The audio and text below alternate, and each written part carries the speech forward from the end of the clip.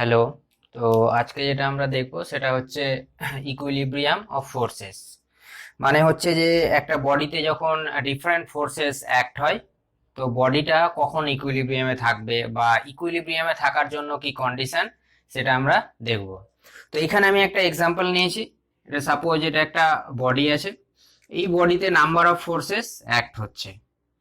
তো এই বডিটা, এই যে নাম্বার অফ ফোর্সেস অ্যাক্ট হচ্ছে, এই অবস্থায় এই বডিটা ইকুইলিব্রিয়ামে থাকবে না ইকুইলিব্রিয়ামে থাকবে না সেটা আমাদের দেখতে হবে। ঠিক আছে? তো বেসিক্যালি ইকুইলিব্রিয়াম বলতে বোঝাচ্ছে যখন নাম্বার অফ ফোর্সেস অ্যাক্ট হয় কোনো বডির মধ্যে, এই বডিটা due to the action of this force যদি কোনো মুভমেন্ট না হয়। ঠিক আছে? মানে এক কথায় ও যদি রেস্ট কন্ডিশনে থাকে তো রেস্ট কন্ডিশনেই থাকবে। আর যদি এটা মুভিং বডি হয়, সাপোজ একটা বডি কন্টিনিউয়াসলি মুভ করছে, যদি এ মুভিং বডি হয় তাহলে কন্টিনিউয়াসলি মুভ করতে থাকবে, মানে এর কোনো চেঞ্জেস বা ভেলোসিটির কোনো চেঞ্জেস আসবে না। তখন আমরা এই বডিটাকে বলবো যে বডিটা ইকুইলিব্রিয়ামে আছে। এর মানে হচ্ছে যে এই যে নাম্বার অফ ফোর্সেস অ্যাক্ট হচ্ছে, এই নাম্বার অফ ফোর্সেস এর যে রেজাল্ট্যান্ট ফোর্স, সেই রেজাল্ট্যান্ট ফোর্সটা আমাদের জিরো হতে হবে। ঠিক আছে? তো তখনই আমরা এই বডিটাকে বলবো ইকুইলিব্রিয়াম। তো এখানে যদি দেখি, a body is said to be in equilibrium when it is at a state of rest or continuous to move in steady linear motion. Means যদি মুভ করতে থাকে তাহলে কন্টিনিউয়াসলি মুভ করবে একই স্টেডি মোশনে, কোনো রকম ভেলোসিটি বা চেঞ্জেস আসবে না। ঠিক আছে?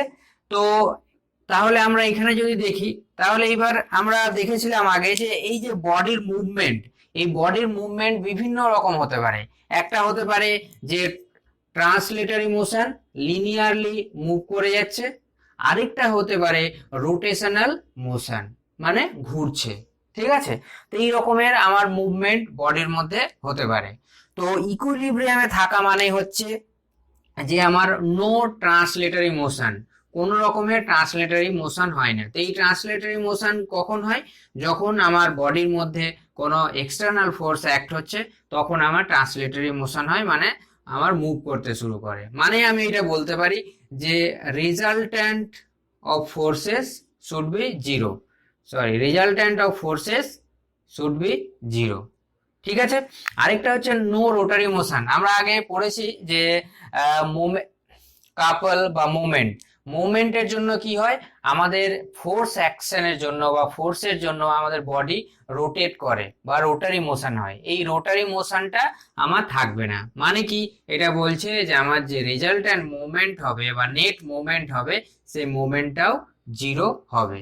তবেই আমার বডিটা ইন ইকুইলিব্রিয়াম কন্ডিশন। তো কন্ডিশন মানে হচ্ছে যে no translatory motion and no rotary motion. Translatory motion মানে জিরো, আর রোটারি মোশন মানে আমার মোমেন্ট জিরো। তো এই যে ট্রান্সলেটরি আর রোটারি এটা আমি বলছি, কিন্তু এইখানে দেখো আমার দুটো, at a state of rest or continuous move. তো এবার যদি no translatory motion no rotary motion হয়, তাহলে আমার বডিটা ডেফিনেটলি স্টেট অফ রেস্টে আছে, এটা কন্টিনিউয়াস টু মুভ হতেই পারে না। ঠিক আছে? তো এই যে আমার এই দুটো কন্ডিশন বলেছি, এই দুটো কন্ডিশন হচ্ছে আমার স্ট্যাটিক ইকুইলিব্রিয়ামের কন্ডিশন। ঠিক আছে? এই দুটো হচ্ছে আমার স্ট্যাটিক ইকুইলিব্রিয়ামের condition. So condition of equilibrium. তো এইখানে যদি আমরা দেখি, এইখানে যদি resultant of force R, resultant of force মানে হচ্ছে আর ইজ ইকাল টু হচ্ছে F1 plus F2 plus F3 plus up to Fn, what are the number of forces acting on it. ঠিক আছে? এটা হচ্ছে টোটাল ফোর্স। এবার জানো যে এই ফোর্স গুলো আমার সব সময় একই অ্যাক্সিসে অ্যাক্ট হয় না। ঠিক আছে? বিভিন্ন অ্যাঙ্গেলেও অ্যাক্ট হয়। তো তার জন্য কি হয়, যে এই ফোর্সগুলার আমাদের কম্পোনেন্ট থাকে। ঠিক আছে? তো এইটাকে আমরা ব্রেক করতে পারি কি, F1 x plus F1 y, না sorry, F2 x plus F3 x plus Fn x। ঠিক আছে?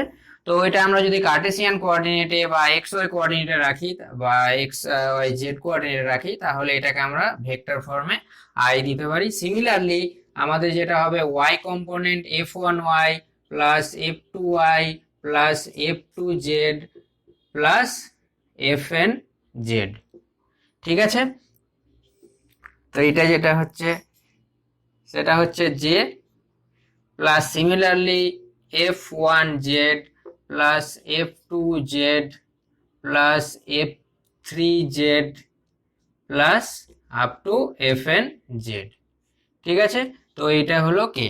তো আমরা just F one F two এটাকে আমরা ব্রেক করেছি ডিফারেন্ট কম্পোনেন্টে, এবার যেমন কোঅর্ডিনেট থাকবে সেই অনুযায়ী।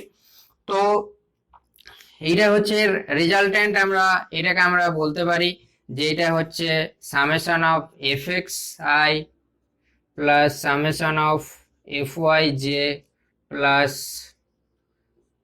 Summation of F z K.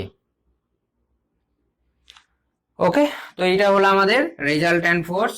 R according to condition যদি আমরা দেখি তাহলে নো ট্রান্সলেটরি মোশন মানে resultant force is equal to zero. তাহলে আমি এটাকে যদি জিরো বলি তাহলে আমাদের যেটা আসবে কন্ডিশন আমরা বলতে পারি summation of F x is equal to zero, summation of F y is equal to zero and summation of F z is equal to zero. তাহলে either resultant force zero or আমরা এই কন্ডিশনটাকে এইভাবেও লিখতে পারি, যেটা হচ্ছে summation of F x zero, summation of F y zero and summation of F এর জিরো। ওকে, তো আমাদের যেটা রেজাল্ট্যান্ট ফোর্স আর বা নো ট্রান্সলেটরি মোশন স্ট্যাটিক ইকুইলিব্রিয়ামের আমরা এটা পেয়ে গেছি। সিমিলারলি নো রোটারি মোশন করার জন্য আমাদের যেটা হবে সেটা রেজাল্ট্যান্ট মোমেন্ট, সাপোজ এটাকে আমি এম নেট লিখছি, ইট শুড বি জিরো। তাহলে এম নেট বা রেজাল্ট্যান্ট মোমেন্ট আমরা সিমিলারলি লিখতে পারি যে M one x, M two x, M three x up to M n x plus M one y, M two Y plus M n y. Similarly M one z, M two z, M n z. Okay, তো আমরা different axis বা coordinate indicate করার জন্য আমি vector notation দিয়ে দিচ্ছি। তো এইটা হলো আমাদের নেট। এবার আমাদের যদি স্ট্যাটিক ইকুইলিব্রিয়ামে থাকতে হয় তো as we know that M net is equal to zero. তাহলে এখান থেকে বা এটাকে আমরা আবার লিখতে পারি summation of M x, summation of M y plus summation of M Z.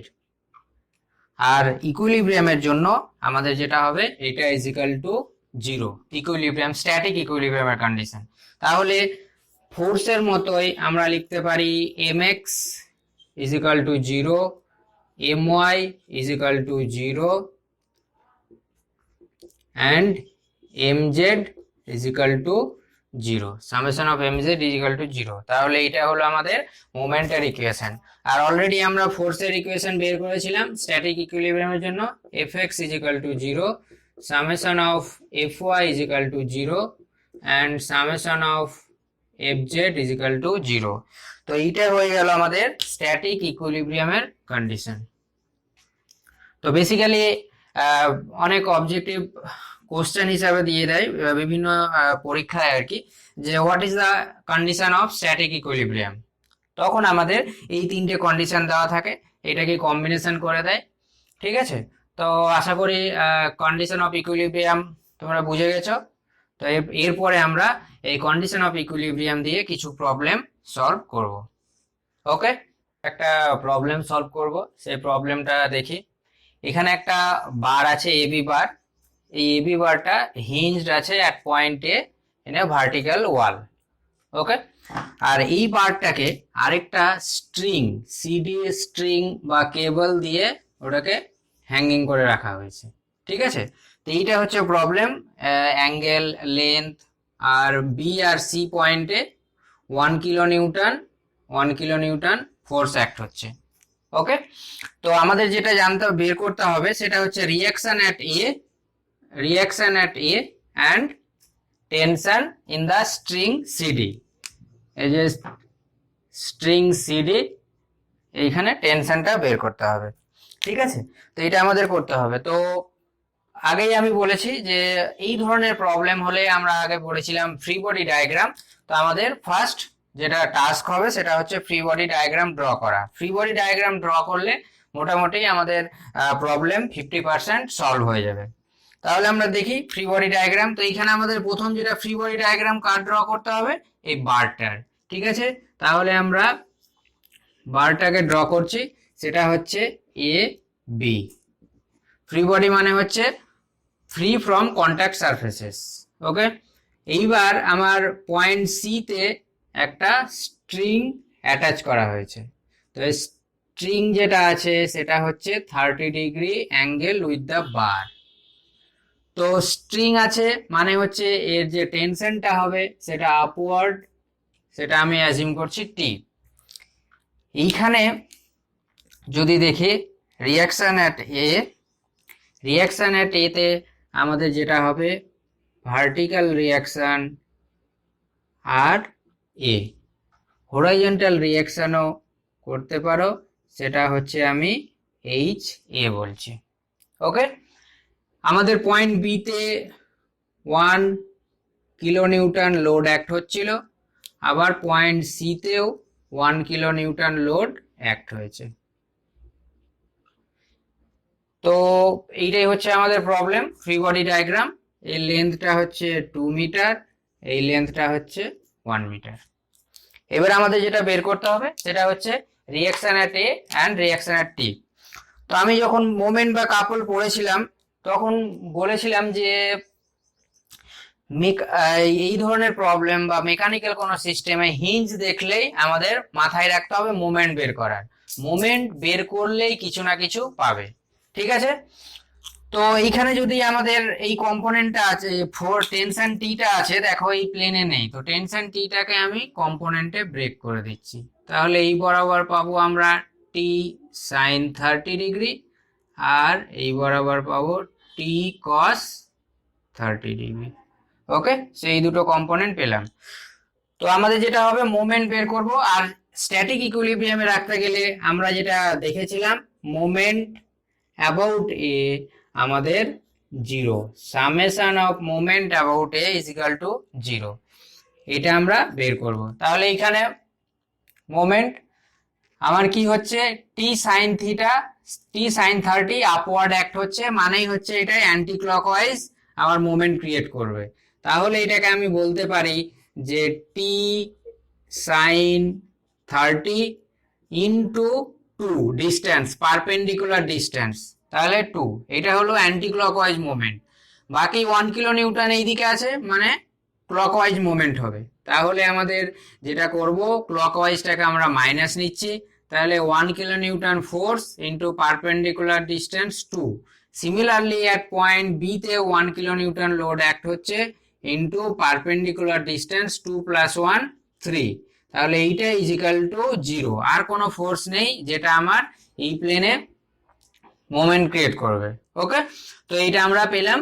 তাহলে এইটাকে যদি সিম্পলিফাই করি তাহলে আমরা পেয়ে যাব যেটা হচ্ছে টি সাইন 30 মানে হচ্ছে 1/2 ইন্টু 2 কেটে যাবে, -2 -3, এটা হয়ে যাবে 5 কিলো নিউটন।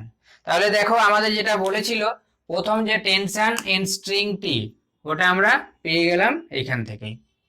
ক্লিয়ার? এইবার হচ্ছে reaction at A and reaction at B আমাদের বের করতে হবে। তো সিমিলারলি বাকি যে কন্ডিশন গুলো আছে আমাদের ইকুইলিব্রিয়ামের, সেই কন্ডিশন গুলো অ্যাপ্লাই করব। নেক্সট কন্ডিশন হচ্ছে summation of F x is equal to 0। তো summation of F x means force in x direction. তাহলে in along the x axis what is the force, that is our reaction হচ্ছে H A, right side left to right I am taking positive, and right to left is minus t of sin 30 degree. Okay, this one. this is equal to 0. So now from this we can write HA is equal to, sorry, this one is T cos 30.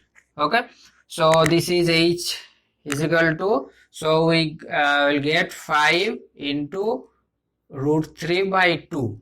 So what will be the calculation? This is our kilonewton. So this is the reaction, that is our horizontal reaction at A.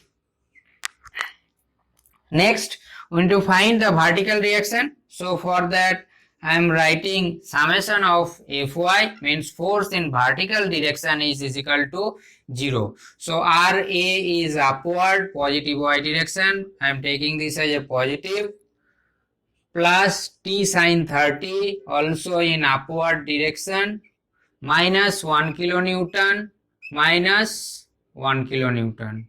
So this is our 0. Okay, so from this we can write 1 1 2.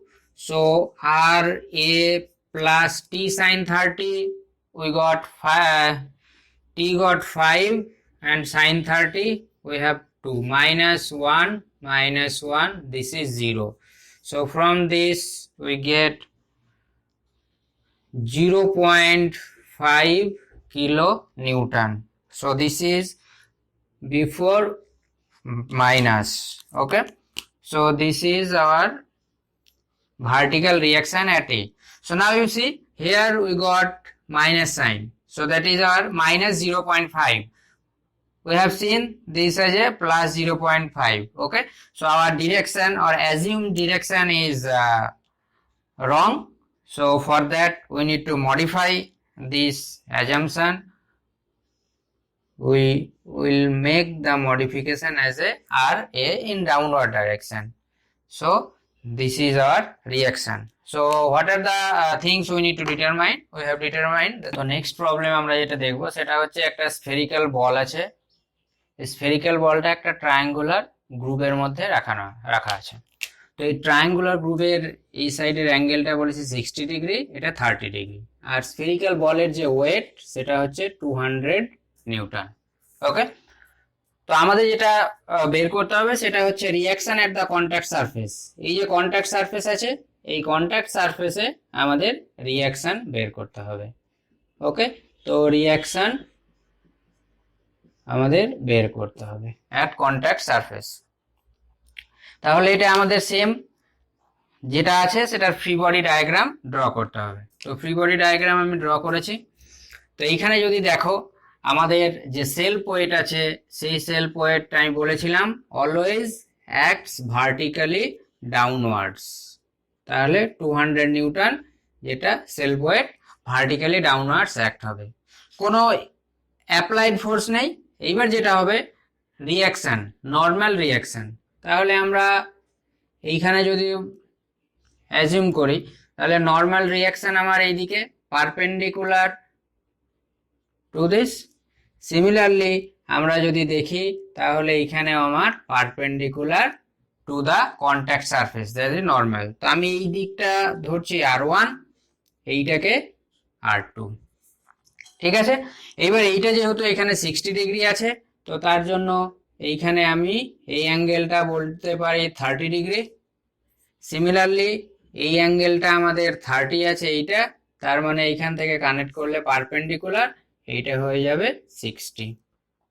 ওকে, তো এইখানে যদি আমি এই R1 কে কম্পোনেন্টে break করি তাহলে এই বরাবর আসবে আমার R1 cos 60, এই বরাবর আমার থাকবে R1 sin 60।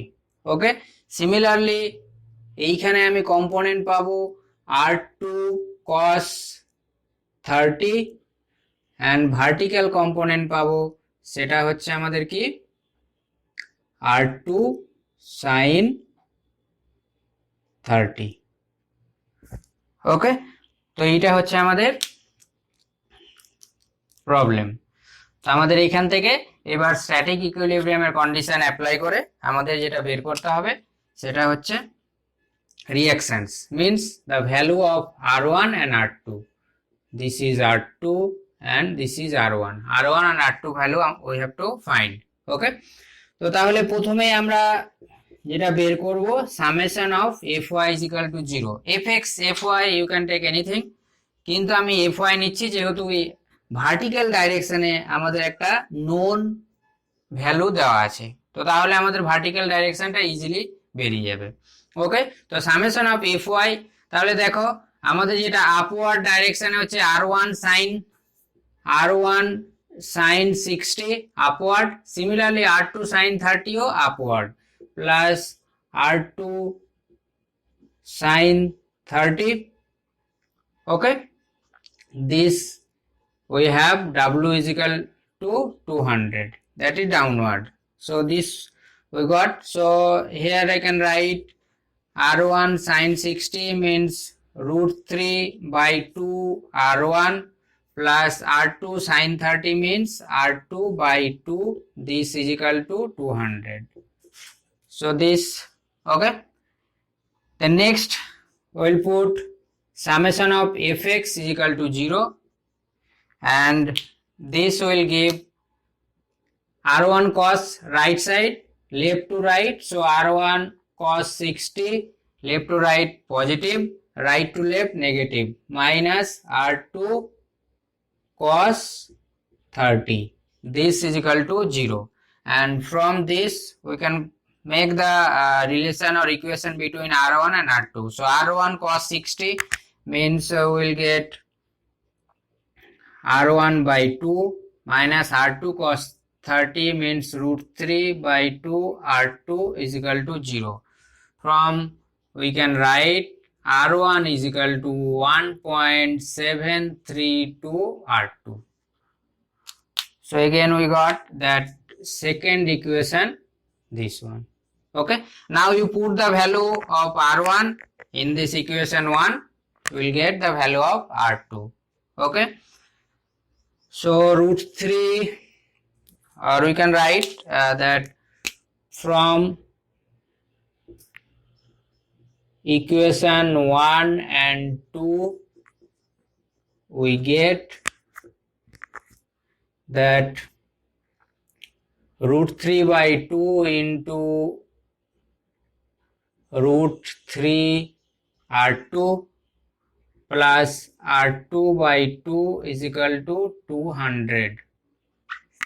Okay, so here if you simplify that 2 if we go, we can write this, and if we simplify we get r2 is equal to 100 Newton. Okay, when we get r2 is equal to 100 Newton, from this we can write that r1 is equal to 1732 into 100, and this becomes 1732.2 Newton. Okay, so this is the reaction for the contact surface of this. Okay, so simple. If you can draw the free body diagram, after that almost 60% problem is solved. Okay, so today up to this. Next class we will discuss some different problem.